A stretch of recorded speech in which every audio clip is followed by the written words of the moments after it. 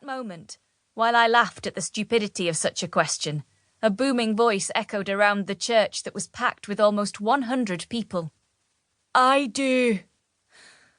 We all swivelled around to see which of the local nutters had been let in, only to let out an en masse gasp as Dean's bearded, tattooed man-mountain friend, Ambrose, stood there clutching at his normally perfectly styled hair.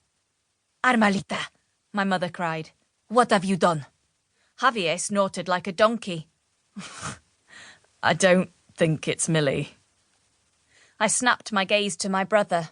"You don't think what is me?" He didn't say anything, but pointed towards Ambrose. "Ambrose," Dean groaned. "Not now." "Baby," Ambrose whispered. "We have to tell her." I quickly looked back to Dean, who had tears in his eyes and was fanning his face with a perfectly manicured hand. It was that exact moment that it hit me, right smack between the eyes. The great fashion sense, the love of shoe shopping, his huge collection of Diana Ross CDs, and most importantly, the sex ban. He was just one big cliché. "You're having an affair? With Ambrose?" I whimpered. "Millie." He took a step towards me, his hand outstretched. "Sweetheart." "Do not touch me," I hissed, and turned to look at Ambrose, who was now walking down the aisle towards us. "I want the truth, Ambrose." He stopped a few feet away, and despite his humongous size, looked absolutely petrified that I was going to punch him, which I would have done had I not needed a box to stand on to reach him. "We love each other, Mill. I'm so sorry." My breath hitched violently as I felt my champagne breakfast rear its ugly head. Slapping one hand to my mouth, I hitched up my dress with the other and ran as fast as I could along the plush purple carpet and out of the huge double doors. With half of Rickaby watching me in amazement, I ran and ran, only stopping when I reached my mother's front door.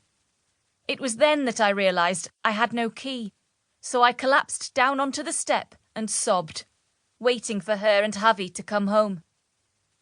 And so here we were, almost an hour later, me in a bedraggled white dress, and my mother and brother at opposite ends of the emotional scale. Mum in tears and devastated for me, while my brother, while still consoling me, was trying to hide his happiness that I wasn't marrying Rick the Prick.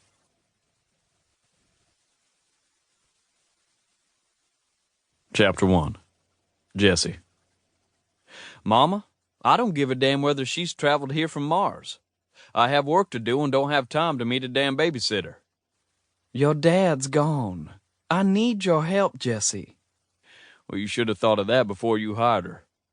Why the hell did you hire someone from England anyway? Miss Braithwaite isn't just a babysitter. She'll teach your daughter things that I can't.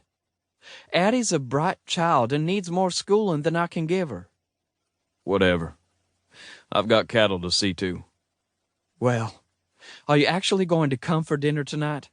Or spend time with your daughter today? Nope. Told you. I'm busy. I'll pick your woman up for you, but that's it. Tell Addie I'll see her tomorrow. Chapter 2. Millie. As I stepped into the cool air of the arrivals lounge, I took a huge breath and sent a silent prayer to Grandma Armalita, asking her to make this work for me. After my debacle of a wedding, there was no way I could stay around Rickaby, so I gave notice at my job as a nursery school teacher, rented out my house, and packed my bags.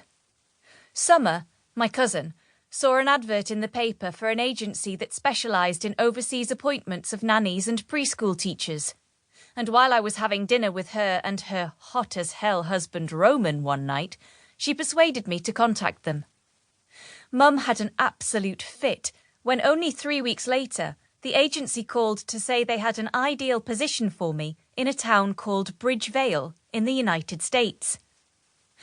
At first I wasn't sure. The job itself seemed okay. It was for a 4-year...